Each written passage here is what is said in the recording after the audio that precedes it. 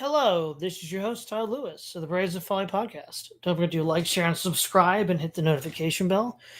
Don't forget to follow me on Twitter, Telegram, and Facebook. You can support the channel on Subscribe Stars, Locals, and Buy Me a Coffee.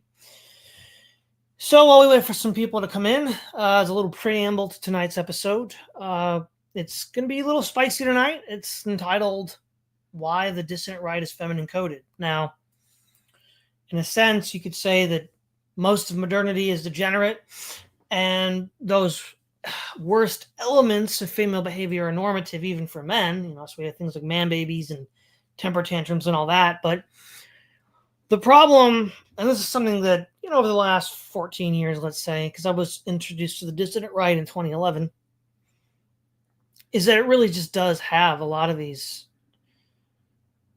It purports to be masculine, but it's not. That's the ultimate message for tonight. It purports to be masculine, but it's not. What it does do well is it gives the impression through symbolic representation of being masculine. But what I hope to show tonight is that it's not really. It's just an appearance or a semblance of a thing rather than the thing itself. So without much further ado, we shall begin tonight's episode. Why the dissident right is feminine coded. The dissident right, or alt-right, as a movement, broadly stretches us from the online work of Mencius Moldbug and the Red Pill community, who got their start in 2007 in a variety of blog forms, the neo-reactionary and manosphere, respectively. Between that time and 2011, when I first found the OG alt-right, the race realist element developed, forming the third pillar. This formed the alt-right trinity of base techno takes, men, stuff, and race that's still with us today. This entire movement has prided itself on being masculine, rational, and reality-based in its approach to things. It is often an insult to be called a liberal or reject certain self-evident axioms of the base thought leaders on the right. Yet invariably, the dissident right falls deeper and deeper into the female-coded matrix of thought and behavior. How is this so? There are three main ways in which the dissident right is female-coded. 1, lets women defines a man's value. 2, feels over reals. 3, symbols over reals. In brief, the dissident right's status hierarchy, informal as it is rooted in how successful a man is with women. If women determine your value, then ipso facto you are feminine coded.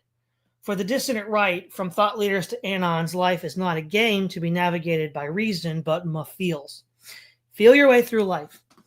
Lastly, dissident right men look at the symbolic value of something as equivalent with the real thing.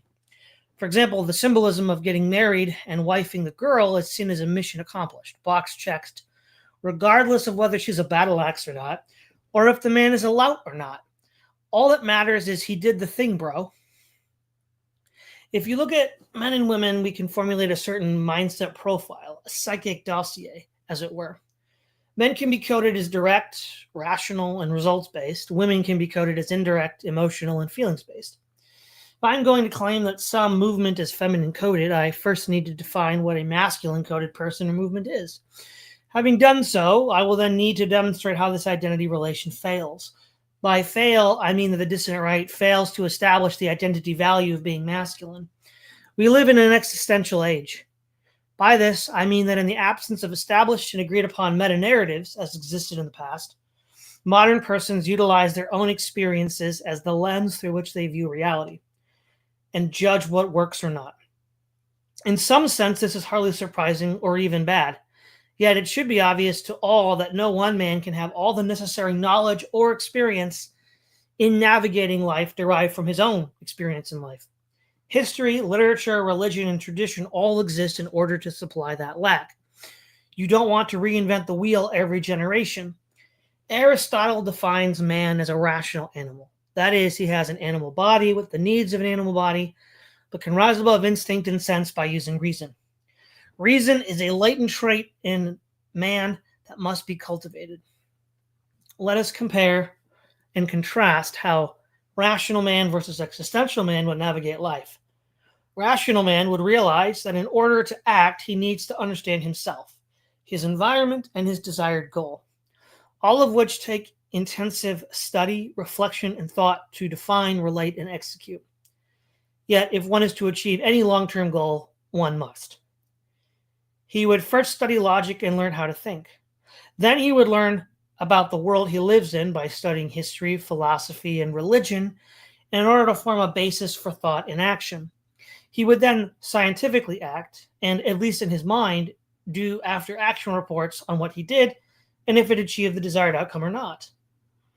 The rational man is forming a map of action, an inner principle within his conscious self that he can consult and overlay onto life in order to act with purpose.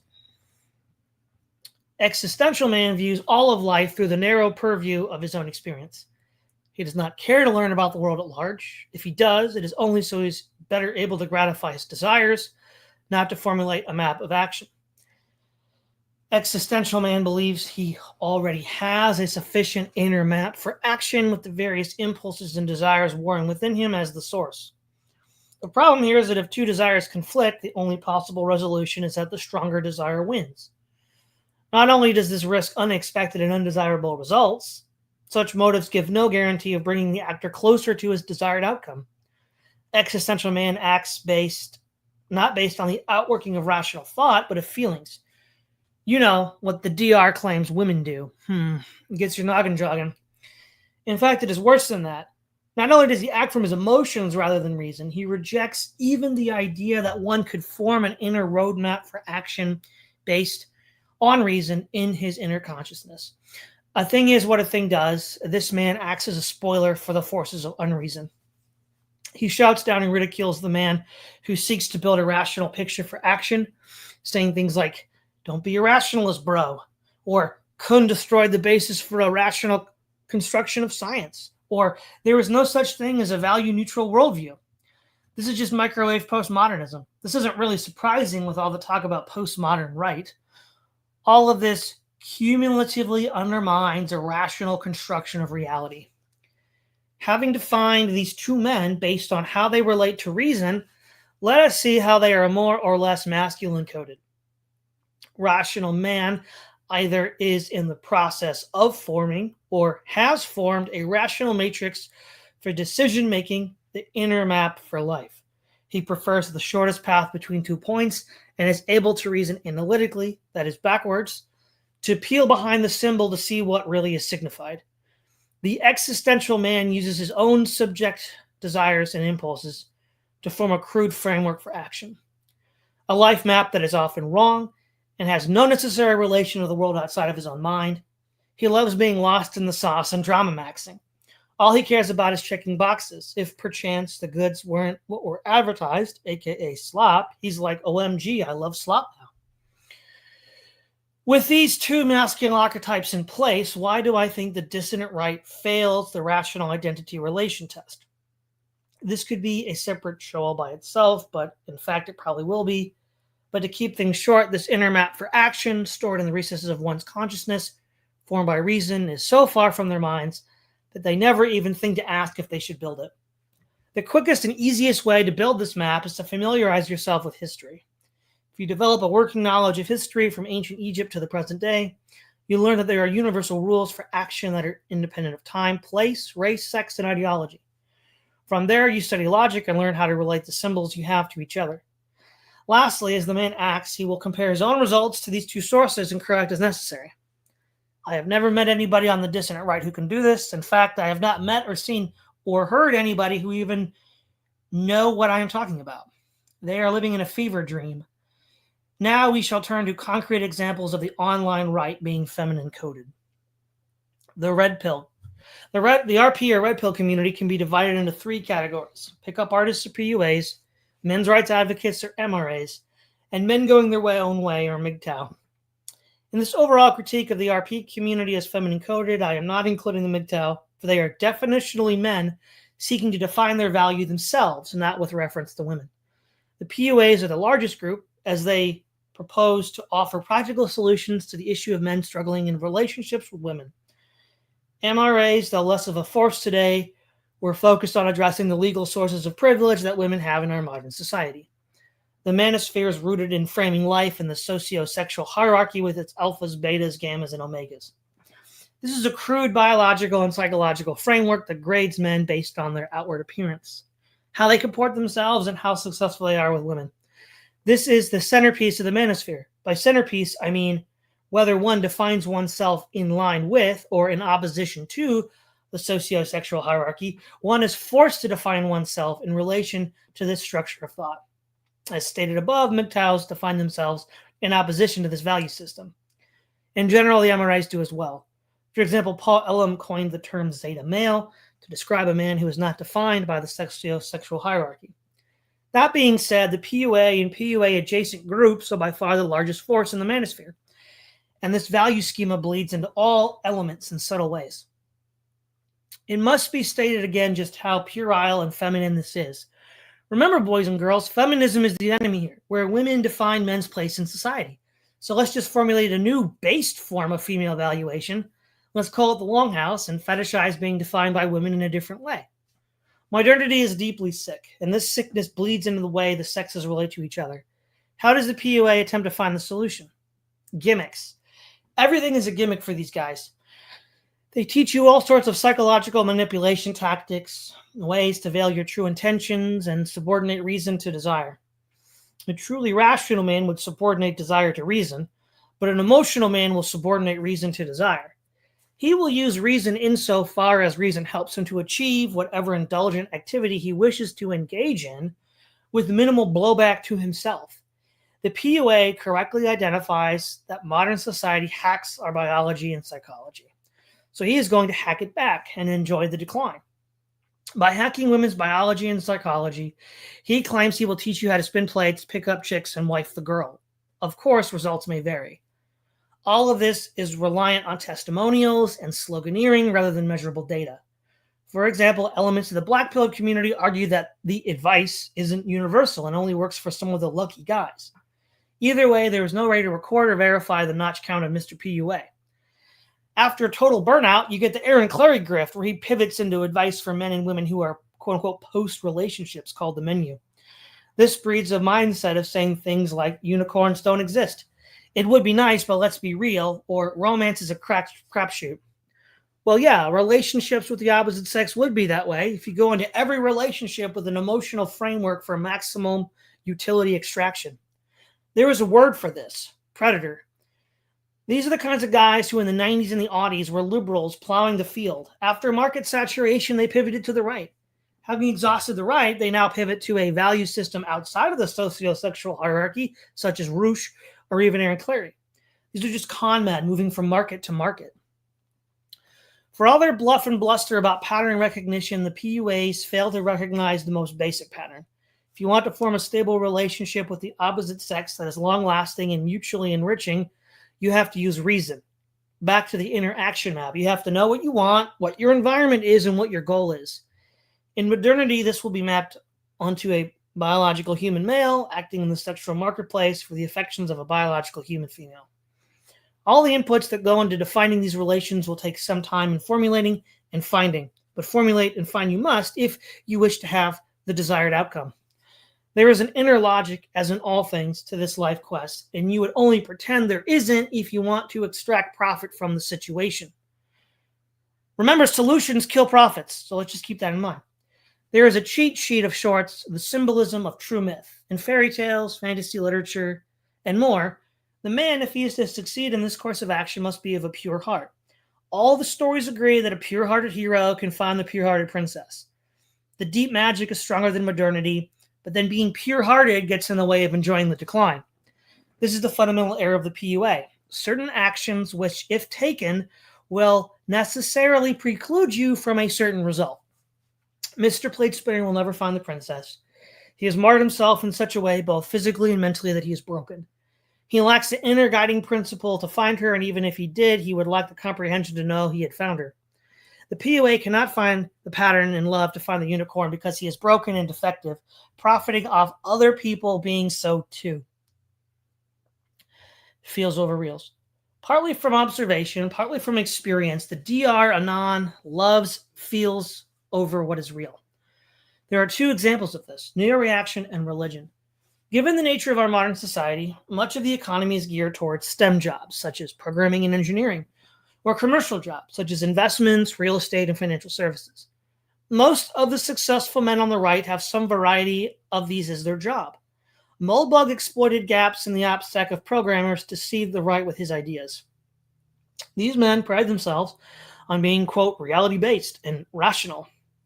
And maybe they are in their professional life. Maybe. But when it comes to the social sciences, such as psychology, sociology, philosophy, history, and theology, they are very magic-based in their thinking. This is partly the result of the strange anomaly of the application of the scientific mode of thought, stopping at social impact of science on man.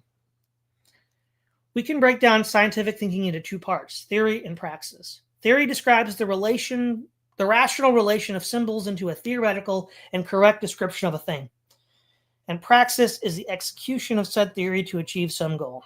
The right fails at both. With regards to theory, the stated example of the dissident right is the defeat of the left. This defeat can occur in one of two ways, but ideally would include both. First, total political victory with, quote, our guys in charge, unquote. And secondly, ideological victory where left-wing ideas have no purchase on the minds of the populace.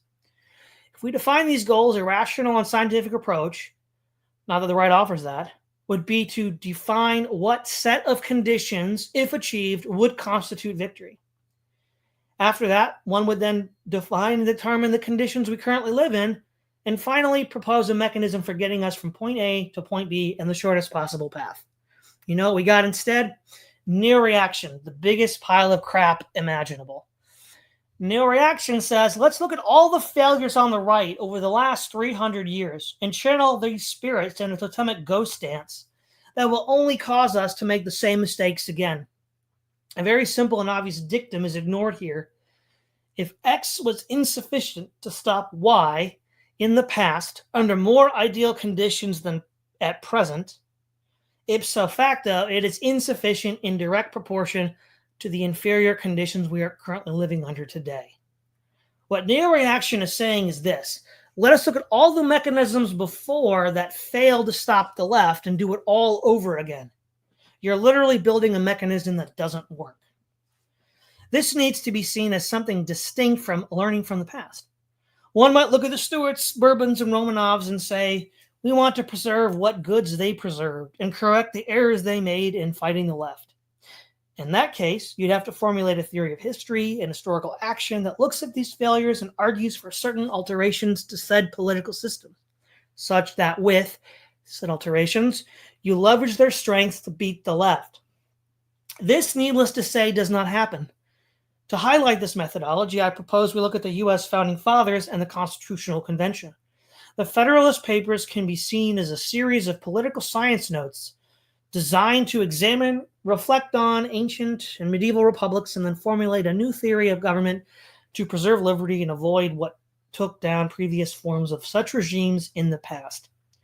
This method is scientific in that it looks for data and then seeks to formulate theories, and also political, and that the subject of its focus are men acting in a political system. Nothing comparable has occurred on the dissident right other than the empire's under bad management, and all we need are the right, quote-unquote, based boys in the right places to fix it. Or we just do more of the same, but more intense this time. Total emotional thinking. So much for being reality-based. The dissident right's theory of politics can be reduced to the chud take that me have big fists, me smash you. Top-down authoritarian power structures that use terror and force are seen as the goal to preserving tradition. This idea forms into a theory that such political structures are more efficient than their representative counterparts, even though history shows the exact opposite. Turns out life is not a Draco novel.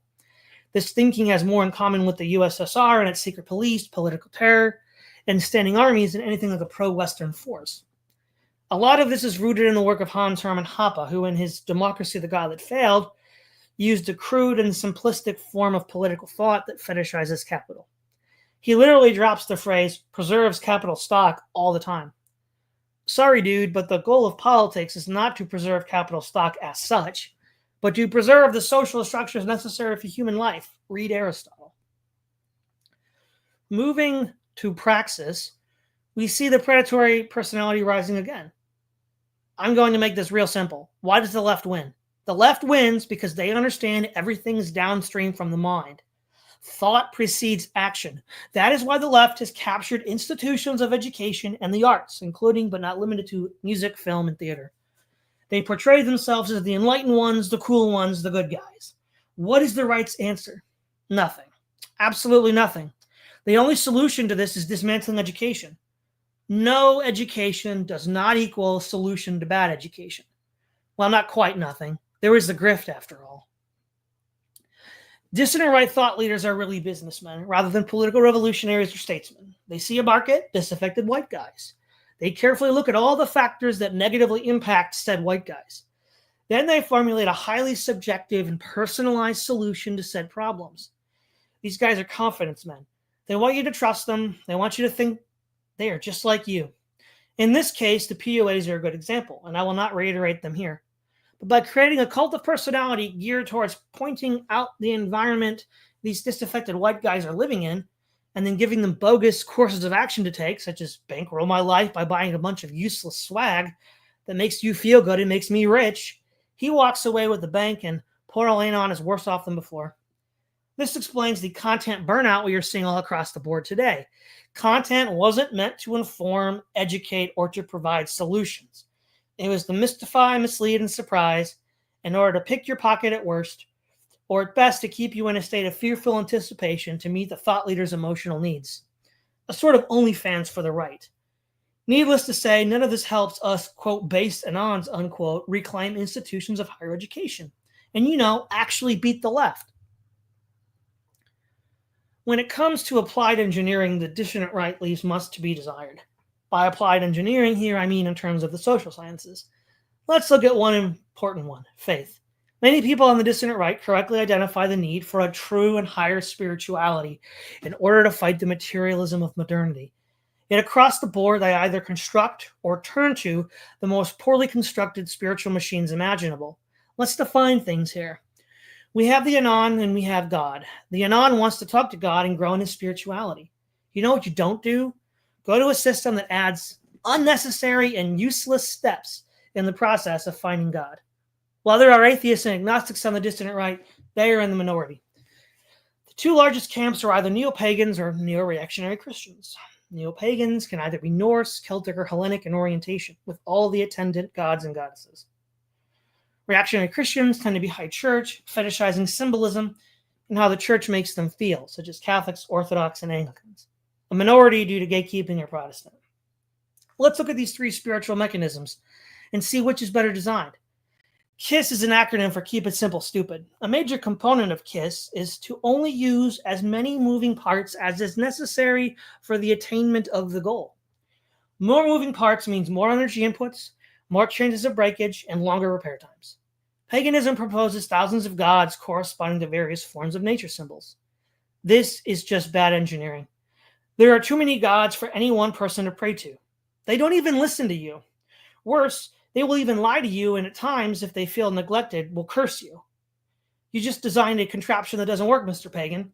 Not only are there too many moving parts, the parts themselves don't work. I don't mean they break, though a god failing to answer your prayer might be breakage.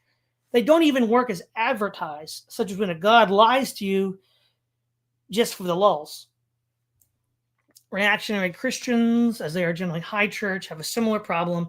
They have thousands of saints to pray to. I mean, the saints don't lie to you or seek to harm you, so that is an improvement.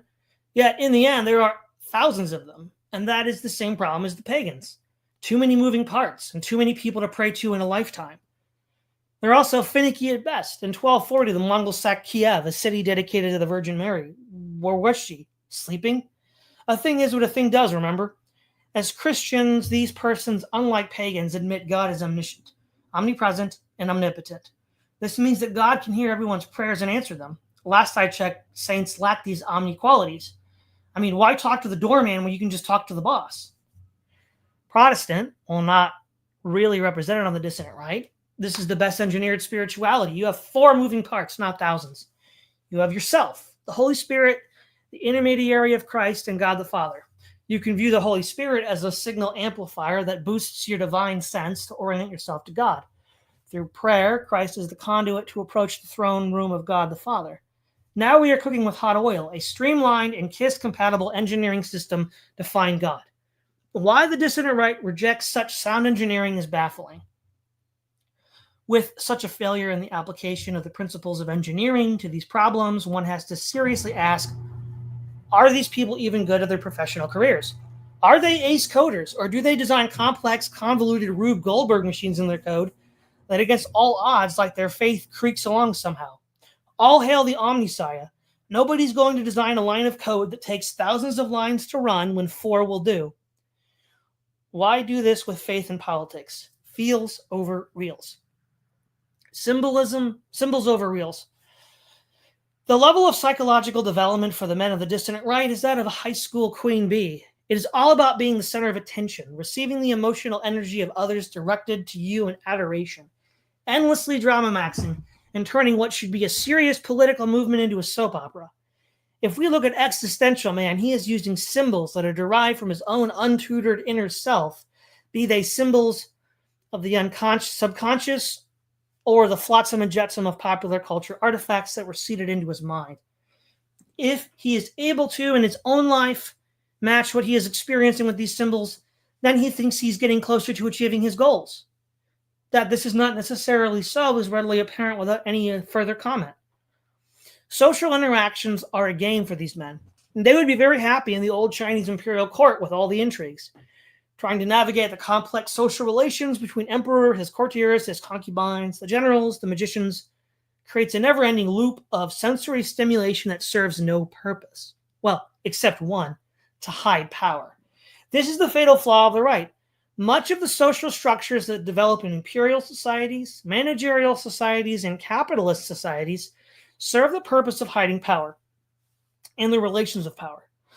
By treating these symbols as if they are representative of something real, and most laughably of all, some basic intrinsic ordering of the universe, rather amusing results occur.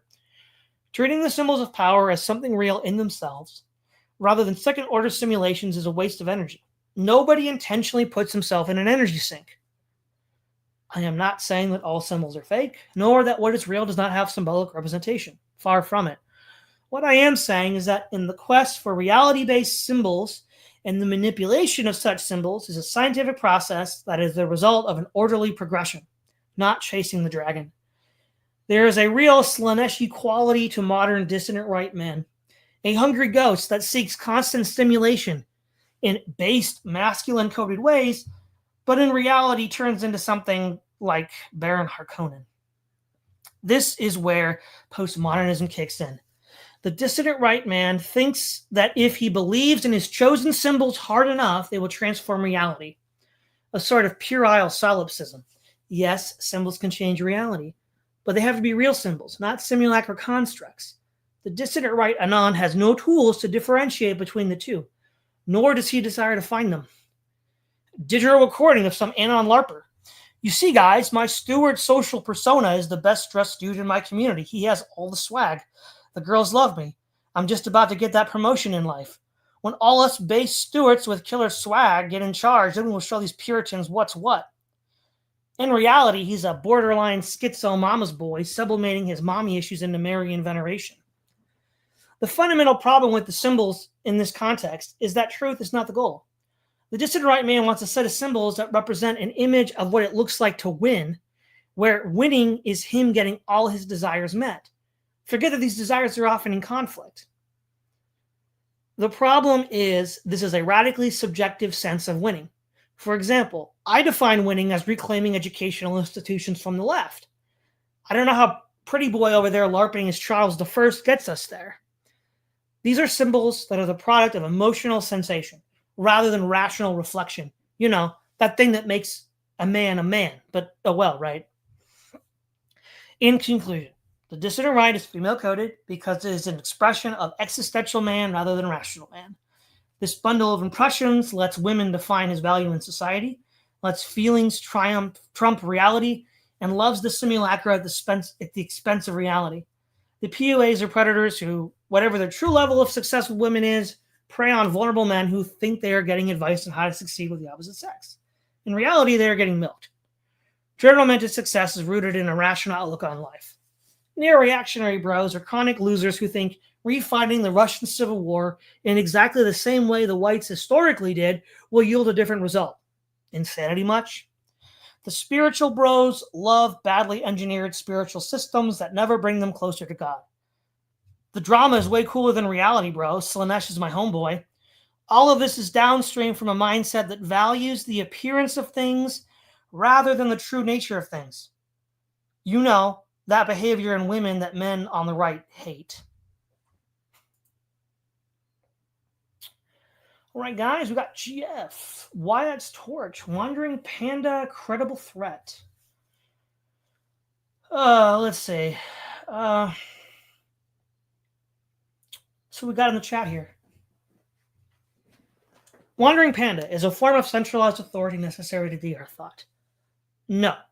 The fact that it's dominant, I would argue, is a result of contingent historical forces. It could change. And I hope that this kind of discourse does get it to change. Wandering Panda coming in hot, brother. Well, I was coming hot. Let's see. Wandering Panda giving no quarter today, I see. Of course. TB9K. Go off, King. Thanks, everybody. We have Credible Threat here. Let's see.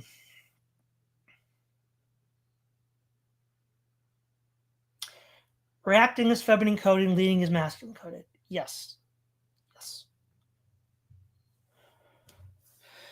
Credible Threat says the Catholic superstructure is encumbered by thousands of years of history, but its purpose is to be just that, a slow and unchanging bulwark. It may not be optimal, but it's large and stable. Well, I'm just going to go back to a thing is what a thing does, right?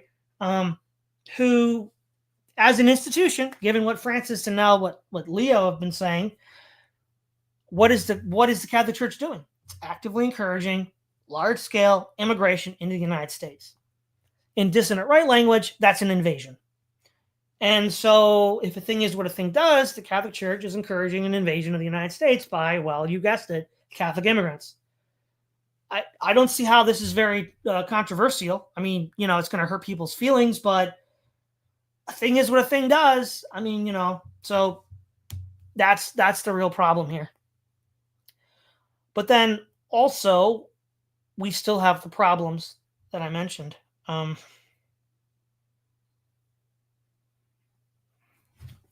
Raging Mandrill, the commies have more efficient... No, they don't. I don't know what you mean by that. They don't get closer to God. They win in the short term, but then they blow everything out in the Great Patriotic War. But ultimately, the reason why communism fails is because materialism is a dead end. And that's why capitalism is failing. Materialism is a dead end. What we don't have at the present is some sort of spiritually coded system that will be successful at recasting all of our discussions, recasting all of our problems, and coming up with something new. Can it be done? Absolutely. And it must be done if we want to win. But again, what we need to do is we need to be able to correctly identify what is the problem here. What is the actual state of affairs of things, and what is the proper course of action to move in that direction. Credible Threat. I suppose the question is, which is more viable for victory? Well, that's a good question. That's a good question. If we look at the rogues gallery, right? The Jacobins, the revolutionaries in Latin America, the Bolsheviks, the jury's already in. Catholic and even Islam. Orthodoxy totally failed against Islam. Turkey, the Turks took over the Eastern Roman Empire, and Russia got conquered by the Bolsheviks. I mean, the jury's already in. And then with France and Latin America, well, the jury's already in. This isn't an actual discussion, right? It's already been settled. You didn't have any of that. Germany, Scandinavia, England, the United States, Canada. Yeah, we didn't have any of that. We have a different set of problems, but that's not Jacobins or Bolsheviks. And I would recommend that anybody who still has questions, watch my video from a week or two ago about the trans issue and how it's actually a byproduct of capitalism, and it's not communist. It's not. Yeah, that's a complex video. I would just recommend that.